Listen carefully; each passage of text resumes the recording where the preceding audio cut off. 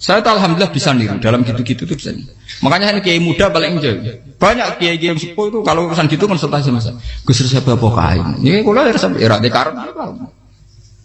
Juga saya tidak pernah bayangkan apa tanggaku seneng aku atau orang sing ngaji aku kecewa, tidak pernah bayangkan. Sampai itu kan makhluk, tidak penting. Kecewa itu tidak benar. Saya itu orang alim, ngerti ini warido kamat lubi, ora warido kum.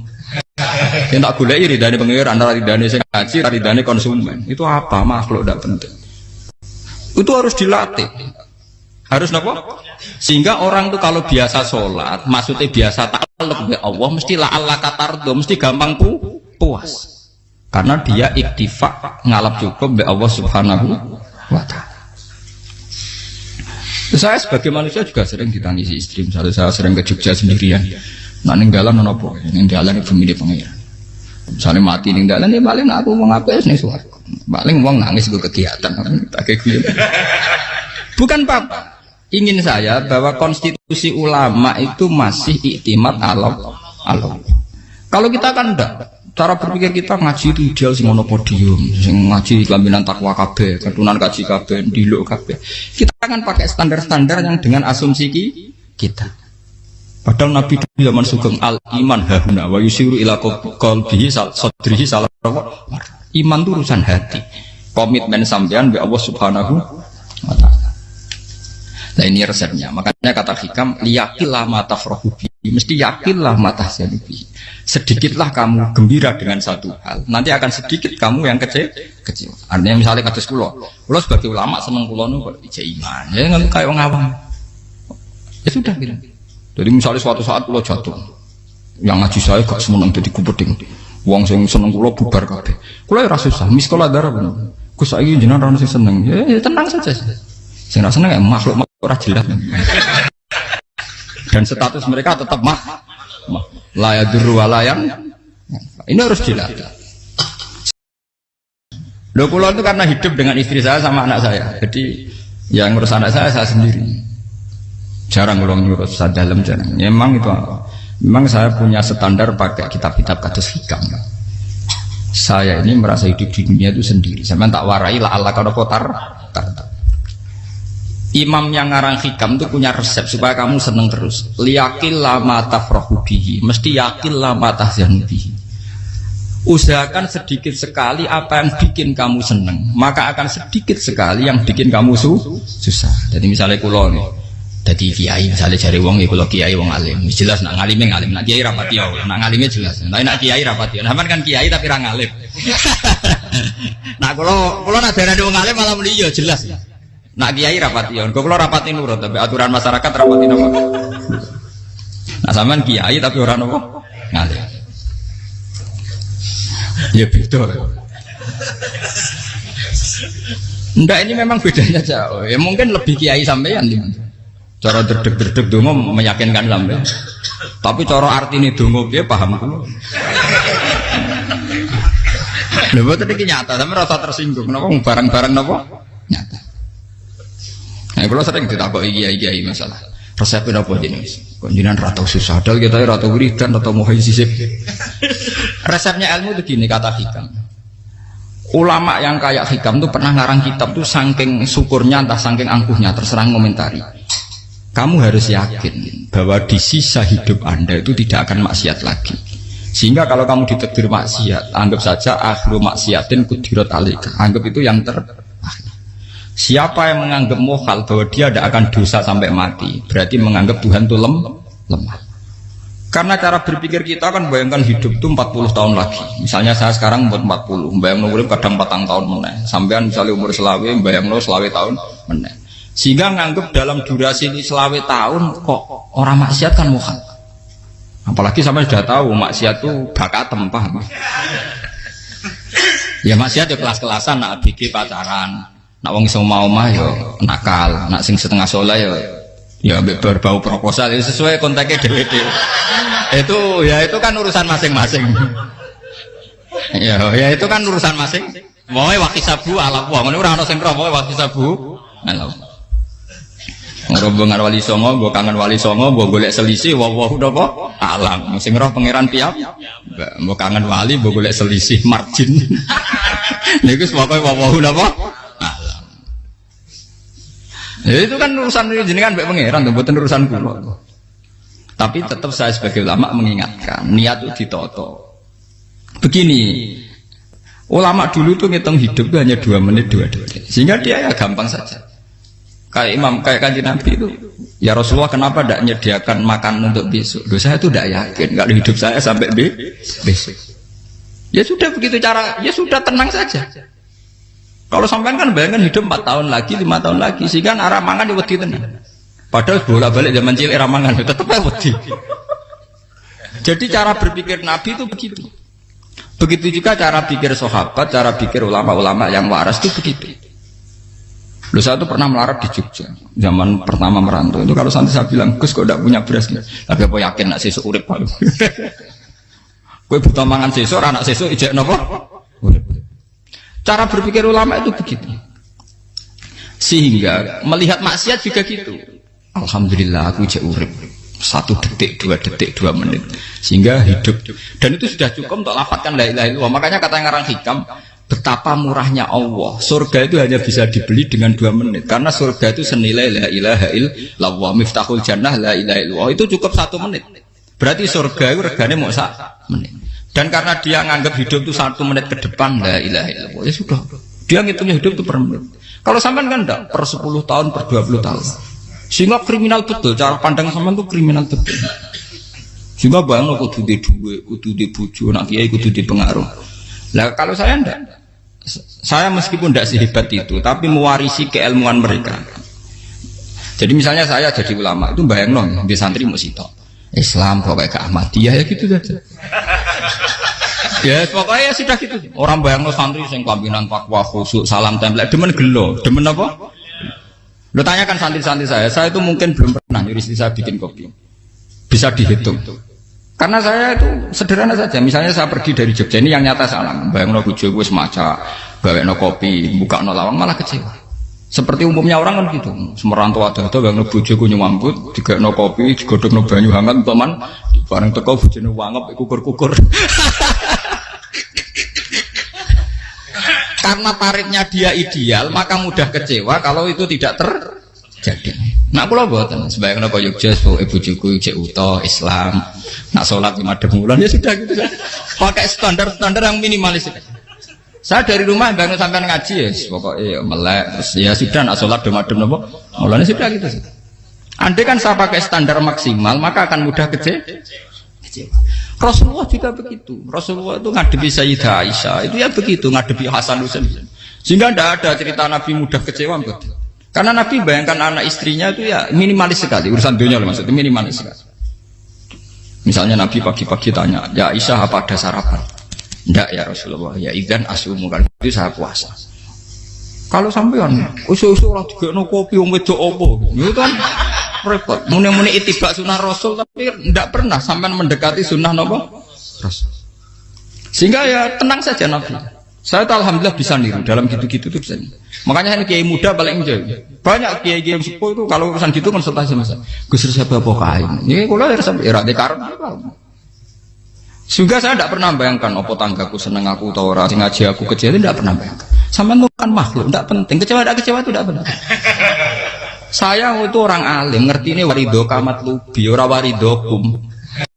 Yang tak gulai ridane pengira antara ridane sing ngaji, ridane konsumen. Itu apa makhluk tidak penting. Itu harus dilatih. Harus apa? Sehingga orang itu kalau biasa sholat, maksudnya biasa ta'alluq bi Allah, mesti la'alla katardo, mesti gampang puas. Karena dia iktifak ngalap cukup bi Allah Subhanahu wa ta'ala. Saya sebagai manusia juga sering ditangisi istri. Misalnya saya sering ke Jogja sendirian. Nah ninggalan nopo, ninggalan ibu milih pengiran. Misalnya mati ninggalan, ya paling aku mau ngapain nih suaraku. Paling uang nangis gue kegiatan. Bukan apa. Ingin saya bahwa konstitusi ulama itu masih iktimat Allah. Kalau kita kan enggak. Cara berpikir kita ngaji itu ideal sing ono podium, sing ngaji kelaminan takwa kabeh, ketunan kaji kabeh, diluk kabeh. Kita akan pakai standar-standar yang dengan asumsi kita. Padahal Nabi zaman sugeng al iman hahuna wa yusiru ila qalbihi sadrihi salah. Iman itu urusan hati. Komitmen sampean be Allah Subhanahu wa taala. Nah ini resepnya. Makanya kata hikam, liyakillah mata frohubi, mesti yakinlah mata zanubi. Sedikitlah kamu gembira dengan satu hal, nanti akan sedikit kamu yang kecil. Artinya misalnya kados kulo sebagai ulama seneng kulo nu kok ijek iman, ya nggak kayak orang awam. Ya sudah gitu. Jadi misalnya suatu saat kulo jatuh, yang ngaji saya gak semeneng jadi kupeding. Wong sing seneng kulo bubar kabeh. Kulo ya ora susah, miskola darah bener. Gus saiki jenengan ora sing seneng. Ya tenang saja. Sing ora seneng ya makhluk ora jelas. Dan status mereka tetap la yadurru walayan. Ini harus jelas. Sehingga Nabi itu ya meskipun beliau itu perang, sahabatnya meninggal, ya tenang saja. Nabi cara berpikir yang meninggal mereka mati syahid, yang masih hidup dianggap berpotensi melakukan kebaikan. Sama tak warai resep-resep dari Rasulullah Shallallahu Alaihi Wasallam.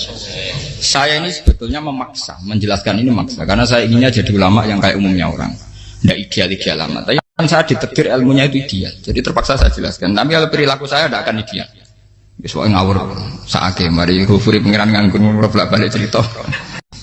Ada seorang wali, karena dia wali itu doa di multazam, ya Allah saya ini minta satu hal. Karena dia wali maka tidak minta uang, tidak minta jabatan, minta engkau takdir saya tidak pernah maksiat. Itu kan bagus sekali, minta doa ditakdir gak maksiat kan ada. Dari pengiran malah jabe. Fa'ena ada ukufran. Karena tahu maksiat malah sifat ghafurku tak ada kok enti. Gambarnya pengiran ini sifat ghafurku rak nganggur. Malah tidak ada orang selain Nabi kecuali ditakdir tahu maksiat. Dan sifat ghafuri pengiran efektif. Paham apa? Lara sampean kan ghafure kok nggo kabeh. Dadi karek sadidul iqab. Karena maksiate sampean sering. Jadi sifat ghafure wis berlaku aktif. Saya karek nunggu sifat sadidul iqab. Paham ya? Itu beda dengan wali-wali. Sifat sadidul iqab mau aktif, mereka tidak punya dosa. Malah pangeran bingung gak kok sifat ghafure. Apa yang ada kok ghafur atau dosa. Tidak kok sadidul iqab gak tahu maksiat. Jadi pangeran malah sing bingung. Nak kowe ora tau maksiat ghafur kok tak dakoni. Kok ora tau maksiat, wong iku ora tau apa? Didakoki sadidul iqab gak mungkin atau maksiat. Lah pangeran ape dakok ghafur kan syaratnya dosa sik. Sampean kan walian. Ghafure wis dientekno. Keseringan kepake, paham ya? Karek nopo? Karek sadidul iqab. Ya itu memang standar Tuhan. Semua Quran itu kalau nyeritakan gitu, Nabi ibadi anni anal ghafurur rahim. Kaulaku ceritani aku ghafurur rahim, tapi yo ceritani wa anna adabi wal adabul alim. Jadi Nabi ibadi anni anal ghafurur rahim wa anna adabi wal adabul alim. Kalau Nabi Ibrahim, Nabi Muhammad inna rabbaka lasariul iqab. Pangeran cepat nyiksane, tapi wa innahu laghafurur. Jadi dua sifat ini pasti aktif. Dan tentu ulama itu senang sifat ghafur itu ya meskipun aktif, tapi mereka tidak pernah ngambil fasilitas sifat nopo. Kalau baleni malih. Sehingga kayak Sayyidina Umar radhiyallahu anhu, ketika beliau pertama jadi khalifah, ini cerita di kitab Hayati Sahabat. Pertama dia jadi khalifah, orang mengira dia akan ngomong hal-hal yang besar, visi besar tentang negara, visi besar tentang izzatil Islam wal muslim. Tapi ketika Umar pertama pidato begini, ayuhal muslimun ayuhan nas, ana, dari kata Sayyidina Umar, ana hulamun min bani Makhzum, akulu min kholati. Saya ini pemuda dari Bani Makhzum. Kecil saya bisa makan karena bulik-bulik saya punya kebun kurma yang kalau saya memanen diopahi beberapa biji, dan itu menjadi kuti wahayati, menjadi saya bisa hidup. Terus wassalamualaikum warahmatullahi wabarakatuh. Orang itu penasaran semua. Orang jadi khalifah pertama dibenem jadi amirul mukminin, pidatonya ngenang masa kecilnya ra kelar mangan, kelare mangan mergo buruh bulike. Paham ya? Ngondoh kurma terus dikai tamarotin, beberapa kurma sing dadekno iso. Dan itu saya pakai sampai ketemu Allah Subhanahu wa taala, saya pakai. Misalnya sekarang saya mulya, misalnya kalau dibilang mulya, ya ana sing nyucup, ana sing husnudzon, ana sing hormat, macam-macam sawangane. Itu bodoh sekali kalau saya menikmati itu, bodoh sekali. Paling banter nikmati dicucup, dihormati itu apa? Tapi kalau nikmatnya bisa makan saat itu tuh nyawa. SBY jadi presiden prestasi, Gus Dur jadi presiden prestasi, tapi umpama presiden tetap mangan. Prestasi tertinggi ada bisa makan selisat dirumki gojogonyo Makanya Umar mengingatkan, sebetulnya nikmat tertinggi saya itu tidak saat saya jadi khalifah, saat itu kok aku iso mangan, cara gak aku mati. Paham ya? Jadi itu luar biasa. Kita ini kan menjadi angkuh karena ngitung nikmat itu yang besar-besar, punya prestasi, punya. Kalau saya enggak ngitung nikmat ya kelar mangan gak mati, kan gampang. Sehingga saya tidak mudah kecewa karena tarifnya minimalis, gak gampang apa? Jadi misalnya kalau kapan-kapan kok berhubung, Gus ini Tuhan rasanya jangan ngeten-ngeten. Oh makhluk itu ya gak apa-apa. Kalau di status kiai kan seakan-akan ngomongnya sakral, seakan-akan mandi. Tapi nak tak status, oh makhluk itu ngomong-ngomong ya sudah kan. Menjadi kan distatuskan sebagai apa? Makhluk. Tentu makhluk statusnya la yadurru wala yanfa. Di sini ini penting orang-orang ahli tauhid tentu tidak punya kesusahan. Innal ladzina qalu rabbuna wa tsummas taqamu. Itu mesti tidak ada kesusahan sama sekali. Misalnya ulama-ulama dulu mau mati ya tenang saja. Mati kedua itu mati paling menantang ya, menyenangkan sekali. Karena mati yang seru itu mati zaman Al-Adam. Misalnya saya kelahiran tahun 70. Tahun 40-50 kan belum ada saya. Itu mati yang sejati karena Al-Adam. Kenapa? Al-Adam tidak ada. Mati yang nanti itu mati yang petualangan karena saya mati setelah menyaksikan kekuasaan Allah, setelah husnudzon sama Allah, sehingga mati yang menuruti kerinduan akan ketemu sang kekasih. Makanya Jalaluddin Ar-Rumi ketika mau meninggal dan orang-orang muridnya nangis, dia marah-marah. Hei murid-muridku, betapa bodohnya engkau. Saat kayak ini yang saya tunggu, saya sudah menyesal berusaha sampai Allah dat tak senang. Aku kecewa waktu makhluk-makhluk koyo kowe. Saiki wis wayahe aku goleki kholik zat sing tak senengi malah mbok tangi. Cek bodhone kuwe. Saat-saat sing tenteni malah mbok tantang. Betapa aku lamanya menunggu kematian ini. Mergo hidup itu keterpisahanku mbek Allah, kemen ketemu kowe. Malane Jalaluddin Rumilah yang mengistilahkan mati itu malam pengantin. Makanya fal'an awanus kirok minkum wa awan wisol habibi. Ini saat yang indah karena ketemu dengan berpisah dari makhluk-makhluk yang tidak penting menuju sama Habibi kekasihku. Jadi dia misalkan mati itu malam pengantin. Semenjak istilah itu populer sehingga di Jawa anak ngipi jadi nganten takwilane mati. Itu filosofi sufi ya, filosofi apa? Lah niku tenan. Begitu juga sahabat-sahabat dulu. Bilal mau meninggal, anaknya udah nangis. Bilal lagu ya. Ditanya sama anaknya, kenapa anak-anak kamu nangis? Dan jenengan badhe kapundhut. Aku malah seneng nang mati. Hudan nalqal akhibah Muhammadan wa hisbah. Aku nak urip ketemune mbek kowe terus. Malah nak mati ketemu Nabi Muhammad. Hudan nalqal akhibah Muhammadan wa hisbah. Nah, dengan cara pandang begitu maka hidup itu enjoy saja. Ya saya sebenarnya keberatan pakai kelas ini, keberatan karena saya harus ngulang sampean-sampean. Ya makanya potensi kayak saya tentu mengurangi jadwal ketemu. Makanya saya mohon kalau tidak penting itu jangan sungkan. Anggap saja itu bagian dari hormat saya. Ya minimal sampai misalnya di dua saya ketahui gue jajan pentolan enam lapo mau gue suwan bareng malah repot. Gue ganggu uang anak peleleran pak. Nah misalnya sampai kepentak kok hukum, uang nak pinter hukumnya takokan ya ringan, takok kiai tanggam paling bisa. Karena pertanyaan yang ringan tentu ya ringan-ringan saja kan. Gak perlu kiai kali sampean ra usah GR. Kalau pertanyaannya angel Gus gak ono sing iso jawab. Wong nak ra alim tahke, iku pertanyaane ya ora patimu mutu. Iku wis kangelan ngoten. Ini mboten ngenyek tapi padha enak. Padha napa? Makanya kalau latih. Jadi hikam sendiri itu ada manhaj, ada metode. Kalau orang supaya tardo, liyakillah ma tafrahubi, yakillah ma tahzanu. Anak saya itu kalau habis main pulang, itu saya senengnya pol. Istri saya pernah jangan. Gus, anak mulai senengnya dek biro-biro, anakku gemulai nih ngomah. Misalnya terus biye. Saya terus anakku lo main mulai itu seneng. Biro-biro anakku mulai nih ngomah. Dipanggil anak saya bapak itu senengnya sak boleh. Biro-biro ada saya manggil bapak. Jadi saya pakai standar minimalis sekali. Saya tidak pernah pakai tarif. Dia anak yang ideal dihormati orang. Sampai anakku sujud nih pangeran, ngerti pentingnya mau tasbih. Makanya anak saya tak namakan tasbih semua. Itu ya sudah selesai. Saya tidak pernah bayangkan anak saya jadi kayak besar dihormati jemput. Mari gampang kecil. Ya sekolah kan Sayyidina Umar. Saya pemuda dari Bani Mahzum. Yang kecilnya bisa makan karena buruh bulikku. akal tuh tamarot.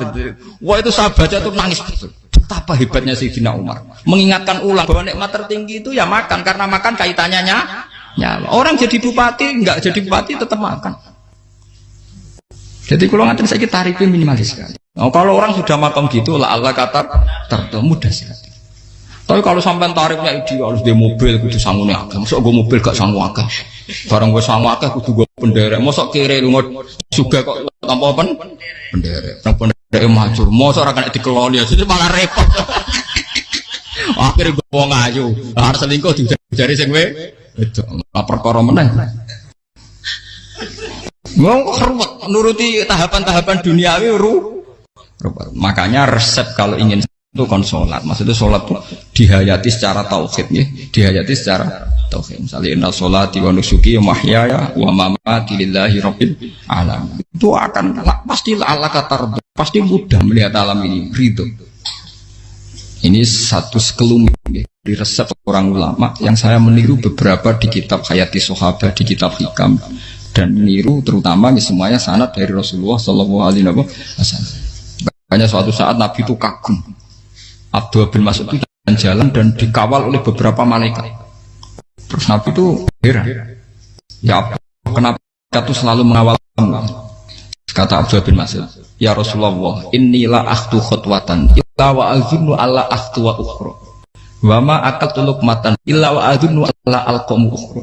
Saya tuh tidak pernah melangkah kecuali saya tidak pernah yakin apa betul saya bisa melangkah lagi. Jadi perlangkahnya itu dia iktimat Allah. Dan saya tidak pernah mengunyah satu kunyahan kecuali saya tidak yakin apa betul saya bisa mengunyah lagi. Setiap kunyahnya tetap semuanya berada Bismillah. Semua itu atas nama pertolongan atas kata Rasulullah. Orang kakak andikan saya ada nabi terakhir itu jadi nabi. Jadi kemana? Makanya dulu nabi itu sering ngendikan, andikan orang-orang kayak gitu itu ada nubuah, tentu mereka punya derajat apa? Nubuah. Jadi tidak jadi nabi tapi punya derajat apa? Nubuah. Lah orang yang cara berpikir gitu tentu tidak khawatir apa yang hilang dari dirinya karena dia berkontrak dengan Tuhan hanya per menit per detik. Jika mempunyai resep al-mu'min yusiru sana Allah ayakuna li nafsi zakiron. Seorang mukmin yang sejati tentu kontaknya dengan Allah Subhanahu wa taala dan dia tidak pernah ingat dirinya sendiri. Kayak sampai napas umat tapiil. Allahu akbar, Allah maha besar, subhanak. Selalu ana wong ngrasani termasuk lali utange barang iku. Tapi yang jelas kan menjadi enjoy dengan dirinya sendiri. Paham ya? Menjadi enjoy dengan dirinya karena dia tidak sering punya kontrak dengan makhluk. Nah ini maksudnya Allah kalau janganlah Allah kata kamu pandang apa nak sholat terus kabul kajati apa nak sholat terus untuk duit ya ber karena cara pikir iso aja nak duit ya. Dan ini resep ya, dan resep ini dari ulama-ulama yang istinad ila Rasulillah Shallallahu Alaihi Wasallam. Karena kalau Nabi itu memang cara pandang. Aisyah itu pernah ditanya, ya Aisyah, saya ini ingin makan apa daging yang dari sahabat ini masih. Wah ya Rasulullah sudah habis karena tak kasihkan tetangga. Itu Nabi tidak marah-marah malah bilang, kamu benar Aisyah. Biru yang kamu kasihkan tuh yang masih. Karena daging dipangan dewe kadang nuruti nafsu. Nak dikekno wong sedekah nuruti perintah pengen. Jare Kanjeng Nabi, beneran Aisyah. Dagingnya ijek. Mung kula tiyang kok malah ijek. Sing mbok sedekah malah sing ijek. Cara berpikir Nabi itu begitu. Tapi tahu-tahu disederhanakan sunnah Nabi serbanan. Lah itu kan ya memang itu bagian dari sunnah Nabi, tapi sunnah seharga 10.000. Paham ya? Ya monggo mawon sampean sunah Nabi serbanan gitu, tapi itu sunnah yang bisa dibeli dengan murah. Hakikatnya sunnah Nabi itu rata-rata bentuknya perilaku. Napa? Sampean delok dawuh Aisyah tengene tibak berjanji. Kana khuluquhul Qur'an wa shimatuhul ghufran yansahu lil insan wa yafsahu fil ihsan wa ya'fu 'anil dzambi idza kana fi haqqihi wa sababi. Kana khuluquhul Qur'an. Nabi ku akhlak dasare wis kaya Quran plek. Urusane akhlak. Wasimatuhul ghufron, ciri utama sifatnya Nabi gampang nyepuro. Yansahu lil insan. Dan Nabi punya niat baik pada seluruh manusia. Wa yafsahu fil ihsan, sering melakukan ihsan. Lah nek sunah Nabi ngoten kan luwih sering kula Quran ya wis hafal mulang. Wasimatu kufron kula gampang nyempuh sampean ngaji angop ora tau tamu. Yang sahulil insan kula bedina nate tiyang mulang. Wayah sahufil ihsan tak gawe gampang. Kula mulang ora tau. Itu sakmene kudu podium kudu wong dilo ya ora. Pokoke anggere kiamat dia ya madhep mulon ya sudah. Loh itu kan dawuh Aisyah ketika ditanya kaifa kana khuluqu Rasulillah. Dan itu semua dijawab oleh ahwal, oleh sebuah perilaku. Ndak ada Aisyah jawab nganggo atribut. Oh Nabi itu jubahan, serbanan, ndak ada itu. Memang itu sunnah ya, itu sunnah kan jangan salah paham ya. Tapi itu sunnah yang tidak dijawab oleh Aisyah. Sunnah yang sampean jawab sendiri, paham? Aisyah yang istrinya Rasulullah ketika ditanya kaifa kana khuluqu Rasulillah, beliau jawab kana khuluquhul Quran wa simatuhul ghufran yansahulil insan wa yafsahu fil ihsan. Semuanya akhwal wa ya'fu anidz dzambi idza kana fi haqqihi wa sababi wa idza diya haqqu wa lam yakun li ahadi marra'ahu badihatan haba wa idza ta'ahul miskinu ajaba yaqulul haqqa walau kana murra wa la yutmiru lil muslimin hisau waladu. Semuanya itu akhwal, satu perilaku sosial. Saya mengakui kalau serbanan sunnah, ya saya ngakui. Tapi sunnah wis karena saya mewakili yang akhwal tadi, yang apa? Lah mungkin untuk sampeyan, monggo kalau untuk ngisi sunnah. Tapi mbok ya adil itu. Ini bukan kritik mboten, yang meyakini serban sunat kan sudah banyak dan itu bagus. Tapi cobalah juga meyakini ahwalu Rasulillah. Makanya mansanna sunnatan itu rata-rata ulama maknani siapa yang ikut sunnahnya Nabi. Rata-rata ulama nafsir ahwalu Rasulillah wa af'alu, perilaku sosial Rasul. Makanya terusannya wa idza ja'ahul miskinu ajabah. Kalau dipanggil orang miskin ya datang. Ya maksudnya ada harus orang miskin manggil pas resepsi kawin boten. Misalnya ono wong melarat kuwi di sepeda motor, wong melarate yo ngeteroni puskesmas ya mbok terno. Wong melarat loro yo nukono misale apa minyak kayu putih mbok tekani. Ora kok ngerti-ngerti mbok ngurusan walimatul urus sing wajib piye lho. Payah. Lho lan padahal miskin aja pe ora ono hadise urusan walimatul urus mboten. Kalau orang miskin manggil ya, dalam riwayat hadis ya Nabi sering dipanggil orang miskin. Ya Rasulullah, mbok datang ke rumahku, ada apa? Terus ya Nabi, saya itu ingin rumahku sing elek jenengan nanti salat teng mriku. Ya Nabi datang ya salat saja, ora ada jaman. Fi ayyi makanin aradta an usolliya fi. Kamu di tempat mana kamu seneng salat teng mriki ya Rasulullah. Ya Nabi salat. Sing ngundang ya waras pisan. Kenangan mbek Nabi kok mae dienggo salat Nabi. Ambean tahu tanggung kiai kon salat. Kon promosekno anakmu iku paham. Dia itu nggak nugih kersane ketampi PNS. Padahal kiai ini dia anak era PNS. Kalau dulu kan sahabat ngundang Nabi itu ya gitu. Ya Rasulullah, saya itu ingin sekali engkau sholat di rumahku. Fa'atakhidahu musollan. Kemudian tempat yang pernah engkau sholati mau tak pakai musola pribadi. Makanya masjid kiblat itu rumahnya sahabat. Karena dulu Nabi pernah sholat di satu tempat. Adalah ono perintah takhlilul kiblat itu di rumahnya sahabat. Sahabat dulu itu kalau ngaturi Nabi itu kenanya ingin Nabi pernah sholat di situ. Nah, ilmu ngeten ini mentek. Ya untungnya ten kula, dadi ono sing eling-eling ya, Bang. Nah, sampean kudu syukur ya. Artinya syukur ya. Orang kayak saya itu ndak usah sampean dikte-dikte ngikuti hukum adat. Kalau ngoten sampean gelo mergo kula ora iso teko, kula ya gelo perkarane ulama kok mbok atur. Makanya saya sering guyon cerita, saya itu kalau di pasar Pandangan dulu itu anyaran boyong sering di pasar, ditanya sama Gus wong alim kok di pasar, piye? Aneh tuh, ya aneh kuwi. Aneh piye? Bodohnya wong alim. Kadang masyarakat itu tidak sadar keanehan dirinya sendiri. Mereka enak saja merasa kalau orang alim ke pasar itu aneh. Mereka tidak sadar orang bodohnya wong alim ya aneh. Enak saja mereka mikir sepi.